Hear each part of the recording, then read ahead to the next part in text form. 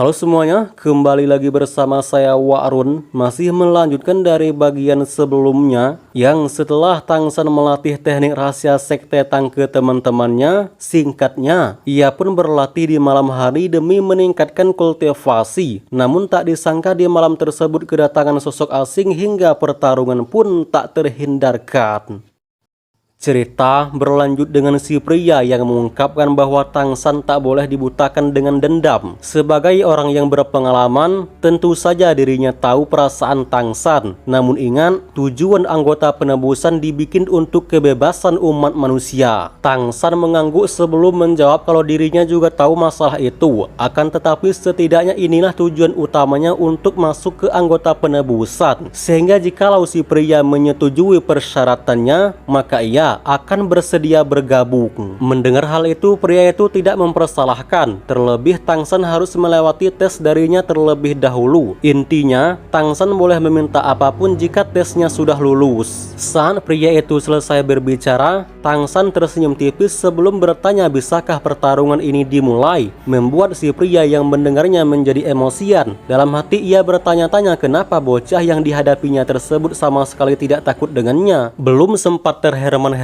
Tangsan langsung mengaktifkan mata birunya, diikuti dengan bilah angin yang mengarah ke pria itu. Menanggapi itu, si pria mengangkat tangannya dan berniat meraih bilah angin Tangsan. Namun tak disangka benda tajam tersebut berhenti seakan-akan melanggar hukum pergerakan. Di saat yang sama, bilah angin yang Tangsan kendalikan menjadi cepat dalam seketika, membuat si pria yang tak punya pilihan lain ia pun refleks mengaum demi menangkis serangan itu. Dan ya, alhasil bilah angin Tangsan meledak di udara. Tetapi kabar baiknya, topeng si pria juga hancur akibat terkena amukannya sendiri. Dari sudut lain, Wang Yinfeng yang paham betul kalau bilah angin yang Tangsan keluarkan barusan hanyalah tipuan. Ia sudah lama mempelajari teknik mengendalikan bilah angin dari Tangsan. Oleh karena itu, Wang Yinfeng dapat menyadari bahwa sebenarnya Tangsan tidak merilis satu bilah angin, melainkan dua bilah angin yang ia terbangkan keluar jendela. Namun meskipun demikian, Wang Yinfeng tetap tak dapat menahan kekaguman mengingat Tangsan bisa menghentikan bilah angin dengan sesuka hatinya. Kemudian, bilah angin yang sempat di luar dikendalikan Tangsan lagi hingga mengenai ledakan bilah angin yang pertama. Alhasil bilah angin tersebut terpecah menjadi beberapa bagian. Si pria yang menyadari kalau Tangsan tidaklah sederhana, ia pun tanpa ragu mengeluarkan transformasi dewa iblisnya. Tidak banyak perubahan pada tubuhnya, hanya diperlihatkan tangan dan lengannya yang sedikit membengkak. Tak lama, bilah angin Tangsan bergerak miring dan melewati kedua sisi si pria. Namun si pria tidak lengah dan terus memperhatikan pergerakan Tangsan. Dan jika sudah demikian, Tangsan merespon dengan menembak satu persatu bilah anginnya secara diam-diam. Si pria yang merasa terancam, ia pun bergerak mendekati Tangsan dan bermaksud bertarung dari jarak dekat. Sehingga dengan cepat Tangsan membalikkan keadaan dengan mengubah bilah anginnya menjadi 12 bagian. Ke-12 bilah angin tersebut bergerak dengan cepat hampir menyentuh punggung si pria. Beruntung, si pria masih memiliki teknik lain yaitu Armor S. Akan tetapi power bilah angin Tangsan ternyata sangatlah kuat. Bahkan armor kultivator tingkat 5 hanyalah dijadikan ayam-ayaman. Si pria sebisa mungkin bertahan dengan terus memperkuat armor S-nya. Namun serangan Tangsan terus membombardir membuat tubuh si pria hampir tak tahan lagi. Tangsan bergerak diam dan menembakkan bilah angin yang ke-9.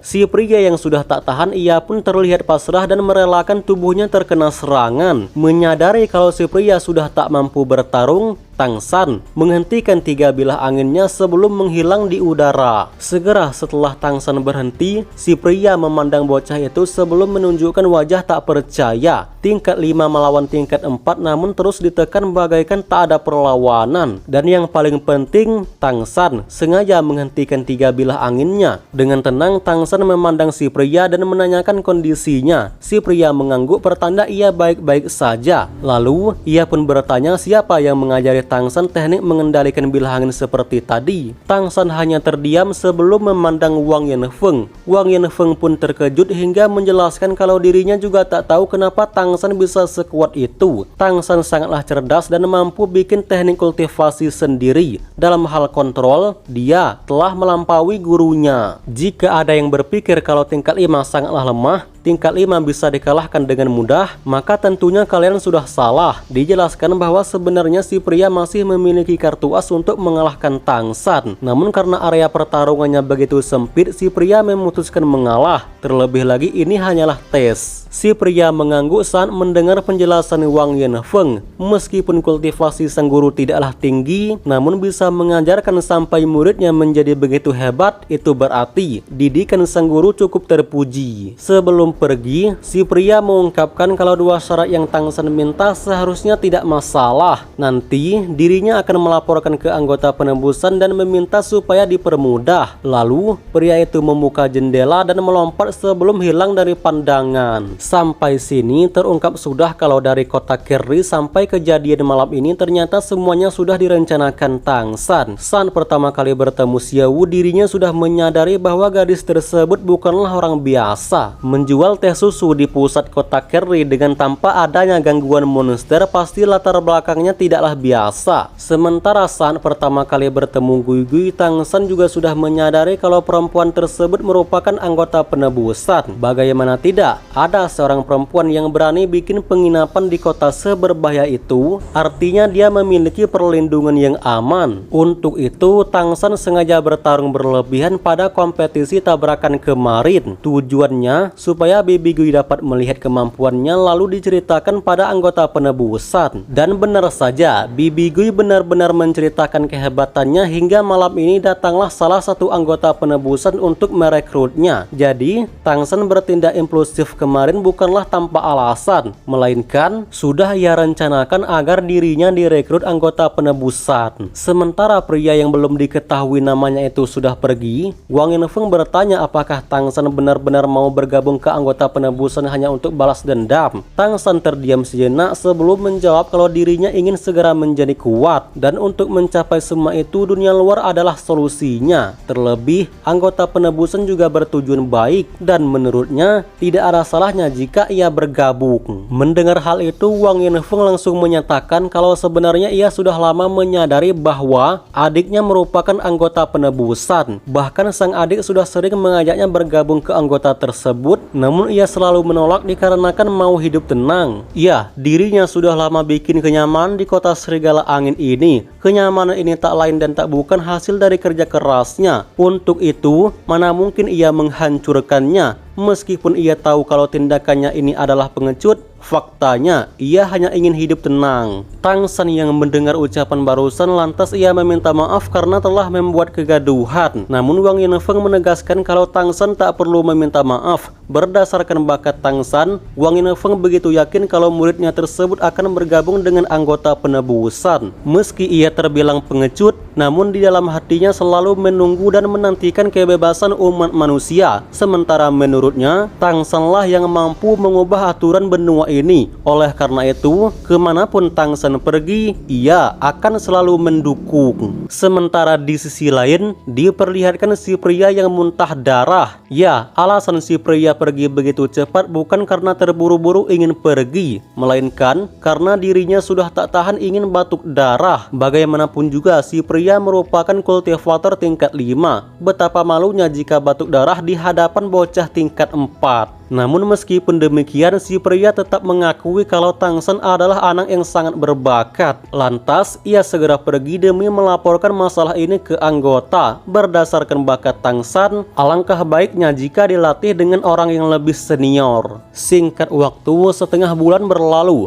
Tang San melalui hari-harinya dengan normal, makan makanan yang sehat, berkultivasi bersama 3 Wang bersaudara dan Musue. Tak lupa, ia juga memikirkan Mei Gongzi di sela-sela waktu kosongnya. Di bawah kendali Tang San, 4 anak tersebut nampak semakin kuat. Bahkan perkembangan mereka lebih pesat kebanding saat Wang Yanfeng mengajari mereka dahulu. Di malam harinya tibalah momen yang ditunggu-tunggu di mana pria bertopeng harimau datang kembali. Tang San yang menyadari akan hal itu, ia pun buru-buru pergi ke lantai 2. Yang setibanya Tang San di sana, si pria langsung mengungkapkan bahwa syarat Tang San sudah disetujui atasan dan sekarang waktunya untuk menyusun rencana. Namun di saat seperti ini Wang Yinfeng masih banyak cakap dengan mengatakan kalau Tang San masih kecil. Dan jangan lupa bahwa muridnya tersebut memiliki status pengikut. Meskipun belum resmi, tetapi jika menghilang tanpa kabar, tentu saja klan Serigala Angin akan menghukum semua pengikut di sini. Si pria yang mendengar keluhan barusan lantas mengungkapkan bahwa Wang Yinfeng tak perlu khawatir. Diketahui kalau anggota penebusan telah membuat kekacauan antara konflik klan monster. Bahkan jika Wang Yinfeng yang pergi pun, klan Serigala Angin tak akan mencurigai dan menganggap bahwa ia sudah meninggoy akibat dipindah alamkan klan monster lain. Jadi saat dua klan monster sedang berperang,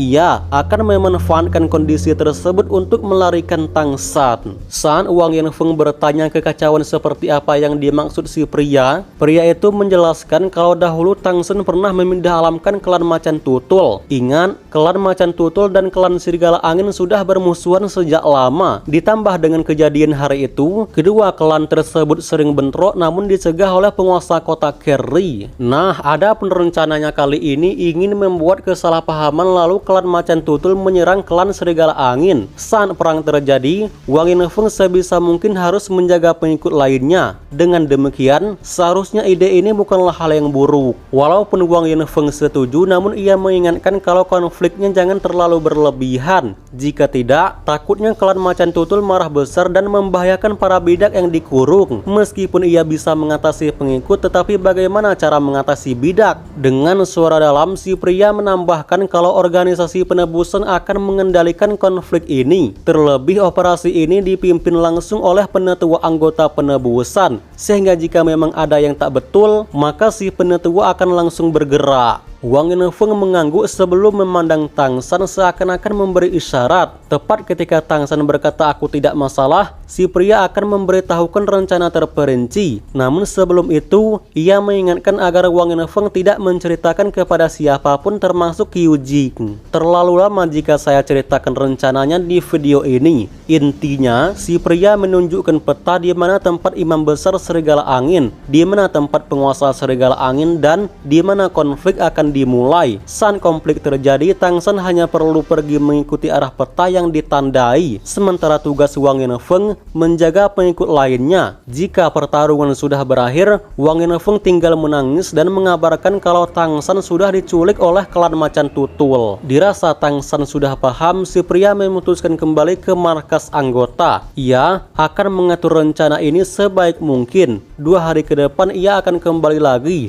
Untuk itu, Tang San harus mempersiapkan diri sebelum hari H-nya tiba. Bersamaan dengan si pria yang sudah menghilang, Wang Yinfeng memandang Tang San seolah tak terima jika harus berpisah. Tang San hanya terdiam sembari memikirkan, bejirlah, apanya yang mau disedihkan? Gua aja udah gak sabar mau pergi. Melihat Tang San yang tidak berbicara, Wang Yinfeng melangkah maju dan memeluknya dengan erat. Mau tak mau ia harus merelakan kepergian Tang San. Dan jika suatu saat muridnya tersebut mengalami kesulitan, maka jangan ragu untuk kembali ke sini. Rumah sang guru adalah rumah Tang San juga. Wang Yinfeng juga menambahkan bahwa jika anggota penebusan berhasil menjemput Tang San dengan selamat, maka ia berniat bergerak dan bergabung dengan anggota penebusan. Tang San yang mendengar hal itu, ia pun sadar kalau sebenarnya gurunya itu tidaklah pengecut, melainkan melindungi umat manusia dengan caranya sendiri. 1 hari sebelum operasi dimulai, si pria datang kembali untuk mengkonfirmasi rencananya secara rinci. Yang setelah si pria pergi, Tang San termenung di kamarnya dan memikirkan bahwa seharusnya ia mampu melewati operasi ini dengan mudah. Scene beralih ke 10 km dari kota Serigala Angin. Diperlihatkan hampir 100 monster Macan Tutul yang sepertinya hendak menyerang kota Serigala Angin. Saat kelompok tersebut berhenti di bawah pohon, salah satu Macan Tutul bertanya ke pengikutnya, apakah kota Serigala Angin ada di depan sana? Pria yang bernama Zheng Mengqi tersebut mengangguk sebelum mengungkapkan kalau menurut peta, seharusnya ini tidaklah salah. Entah apa kekacauan yang sudah dibuat anggota penebusan sehingga dari raut wajah monster Macan Tutul, sepertinya mereka sangatlah marah. Namun tentunya ia akan lebih marah jika Zheng Mengqi memberikan informasi palsu. Zheng Mengqi menjelaskan kalau ia benar-benar serius. Sembari menunjukkan tangannya, Zheng Mengqi menambahkan bahwa tuannya itu hanya perlu pergi ke sana. Dalam waktu 10 menit pasti akan sampai.